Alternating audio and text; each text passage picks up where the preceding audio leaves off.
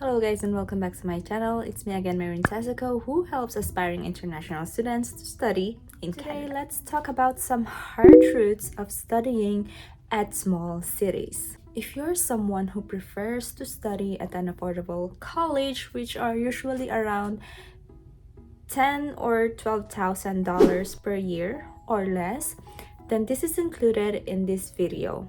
But take note, this is based on experience and it's not applicable to every colleges. There's a lot of advantages of studying at small cities, including a lower cost of living, small town, and the best part is a lower tuition fee. However, you need to know some truths about studying at small cities because once you live there, it's gonna be your place for probably 2 or 3 years and you wanted to know what awaits in you there. So in this video, we will talk about it, so stay tuned. I myself have studied in a small city and I am here until now. And here are some experiences that I could share with you that I didn't like, but don't get me wrong, I am happy here. This is where I started and this is the place that have helped me become who I am today. The first thing that you should know with studying at small cities is that the program availables are very limited. Meaning, if you wanted to study at these colleges, then you really need to be quick. Seats could be easily full in just 2 or 3 days upon they open their applications. So don't complain if you didn't get the seat because the seats are not that enough for everyone to be accommodated. But if you'll apply early, in which we can help you with free assistance, then immediately submit your documents in the link below so we can prepare everything exactly, accurately, and on time. Also, aside from the seats, if you'll compare the number of programs of the small cities compared to big cities like Toronto or Vancouver, there's more to choose from the big cities, meaning they have this different kind of programs that is not offered in small cities. Usually the programs available for small cities are the regular ones, which are the business management, early childhood education, or all those kind of stuff that is offered basically by every colleges. But if you want a kind of different program, say in AI or architecture or design, then you would want to go to bigger colleges or preferably a university. Another hard truth that you should know with studying at small cities is that the job opportunities are limited. Well, don't get me wrong. Limited doesn't mean that there's no job to choose from. There are hundreds and always every day there's an employer looking for a part-time worker. However, this kind of jobs is different from what you have had in your previous or in your country, because usually the jobs in small cities are not the skilled ones, which includes a fast food worker, or you're working in retail industry or cleaning, those kind of stuff. But if you want a job like in information technology, or you're in an executive or a higher position, then there's not a lot to choose from in this area. So you would want to go to a bigger cities if you want that kind of opportunities. But again, consider that living in a bigger city meaning a higher cost of living. So that's the difference with that. Another hard truth that is really hard for me as well is that there are limited places to visit.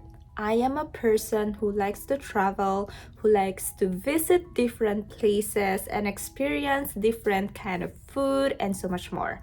However, with my experience living in a small city, I wasn't able to do it much. So I needed to go or to drive 5 hours or more just to experience the lifestyle that I have been to. So these places includes restaurants or park and mall. So if you are a person who cannot live without these places, then I don't think so you consider small cities. But if you're willing to take risk and stay for 2 years or more in a place like this, then go ahead and continue studying at small. One hard truth as well is the food options. So aside from the places, food for me is something that satisfies me, myself. So I wanted to always taste different kind of food in restaurants, but living in a small community or living in a small town, there's not much options because the population is low, which is another hard truth. The population is really low.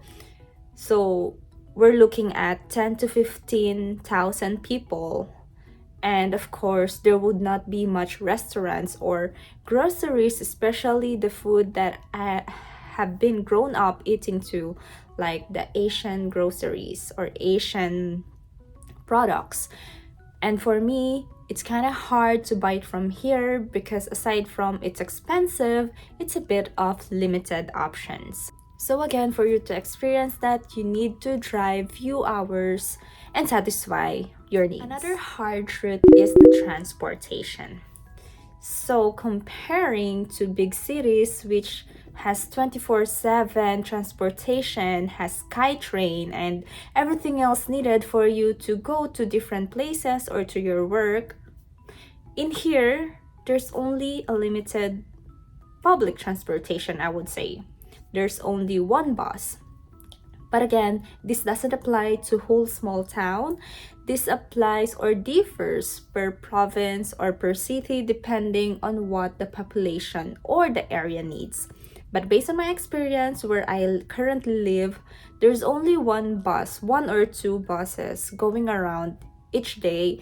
And I know it's not available every Sunday. So what if you have a job on Sunday, then you need to walk or have a taxi. Taxi is available, but of course that's expensive. I think the car is a necessity here unless you can sacrifice for few years to just walk or ride with your friend just to save up some money. One hard truth as well is the weather. Of course, we are located in a remote area at a kind of northern part of Canada where the snow is a bit or the weather is a bit harsh.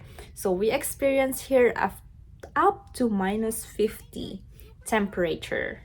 And for me, that's really hard to go out. So I really became lazy with that.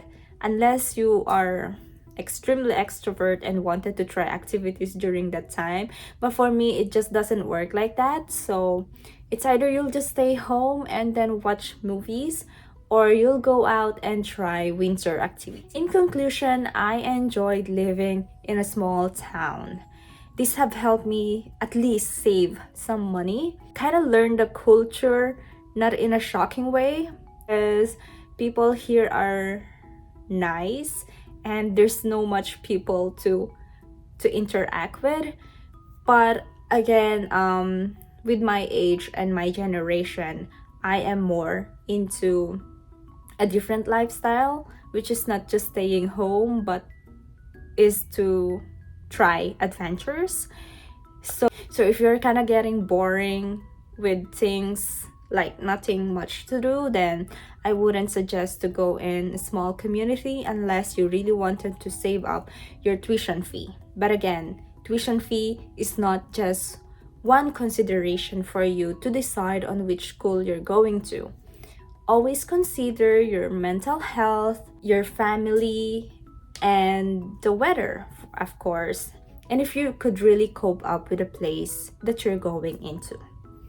Again, these are just some hard truths that I'm telling you. There's always a pros and cons of every places, every colleges, every decisions that you're going to. I hope this have given you some idea that not everyone is gonna tell you. So if you're interested to study in Canada, make sure to click the link in the description box below, and let's talk about your future. Bye.